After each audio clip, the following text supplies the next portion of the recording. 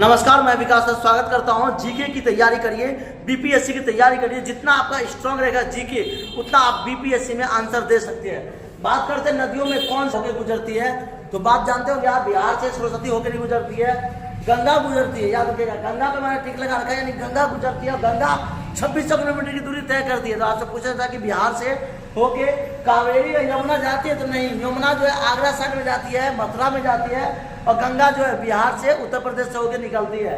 सत्यमेव जयते किस उपनिवेश से लिया गया है, यानी किस बुक से, किस काव्य से लिया गया है? तो मुंडक नामक बुक से लिया गया है, उपनिवेशित से लिया गया। मुंडक जो है उसी से ये आपका सत्यमेव जयते लिया गया है। हीराकुंड परियोजना किस नदी पर स्थित?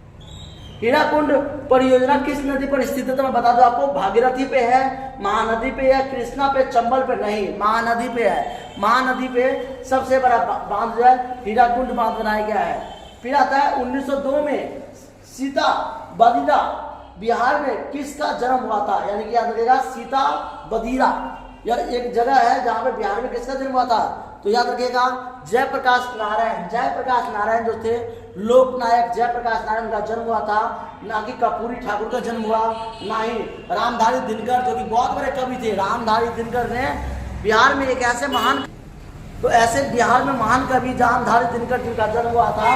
फिर बात करते हैं डॉक्टर राजेंद्र प्रसाद जिनका जन्म हुआ था जीरादेई गांव में। याद रखिएगा, जीरादेई गांव में डॉक्टर राजेंद्र प्रसाद का जन्म हुआ था। और वर्णक मल्लेरी निम्नलिखित में से किस खेल से संबंधित है? तो कुश्ती से है।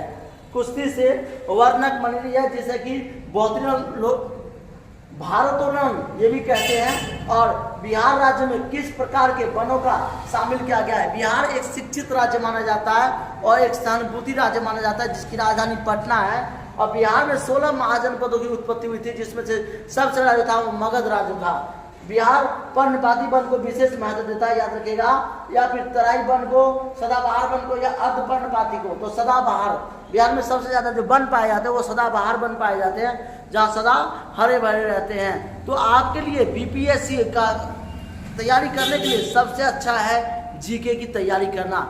जितना आप जीके की तैयारी रखेंगे उतना परफेक्ट आपका नॉलेज बढ़ेगा, आप उतना आंसर का क्वेश्चन दे पाओगे, क्वेश्चन का आंसर दे पाओगे। थैंक यू, जय हिंद।